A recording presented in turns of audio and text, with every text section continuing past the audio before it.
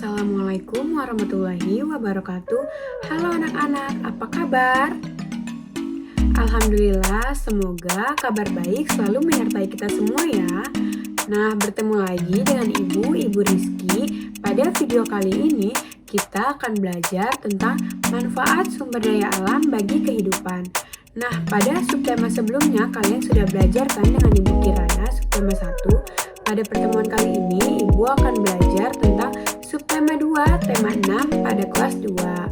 Sebelumnya, Ibu ingin bertanya, apakah kalian tahu manfaat sumber daya alam bagi kehidupan? Ya, benar.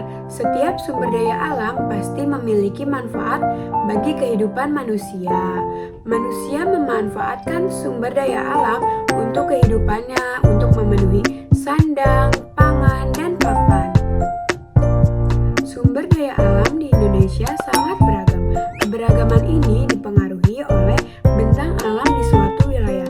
Misalnya, sumber daya alam buah dan sayur yang terdapat pada dataran tinggi. Nah, sekarang Ibu akan menjelaskan sumber daya alam dan manfaatnya. Sumber daya alam terbagi menjadi dua.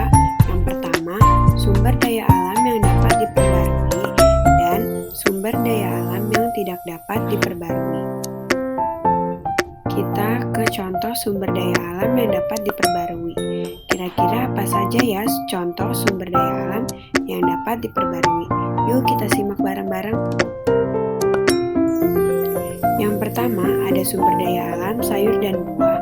Perhatikan contoh gambar berikut dan manfaatnya. Yakni yang pertama, sayur dan buah merupakan bahan pangan sehari-hari. Lalu yang kedua, sayur dan buah merupakan komoditi yang memiliki nilai ekonomi. Dan yang ketiga, sayur dan buah merupakan bahan baku berbagai olahan makanan. Kita berlanjut ke contoh yang kedua, yaitu sumber daya alam tanah liat. Manfaatnya yaitu tanah yang memiliki nilai ekonomi, lalu merupakan bahan baku kerajinan seperti tembikar dan genting. Selanjutnya di sini ada contoh sumber daya alam yang tidak dapat diperbarui. Contohnya yang pertama yaitu sumber daya alam batu bara. Batu bara merupakan contoh sumber daya alam yang tidak dapat diperbarui yang memiliki manfaat sebagai berikut. Yang pertama, batu bara merupakan bahan bakar untuk alat transportasi. Lalu yang kedua, batu bara merupakan bahan baku industri baja.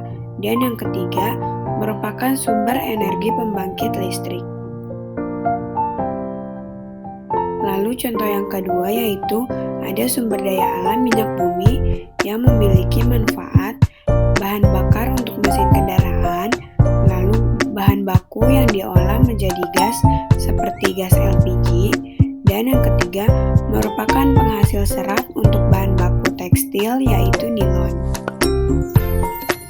Nah, setelah kita membahas jenis-jenis sumber daya alam yang dapat diperbarui dan tidak dapat diperbarui beserta manfaatnya, selanjutnya Ibu akan menjelaskan jenis pekerjaan dan sumber daya alam yang dimanfaatkannya.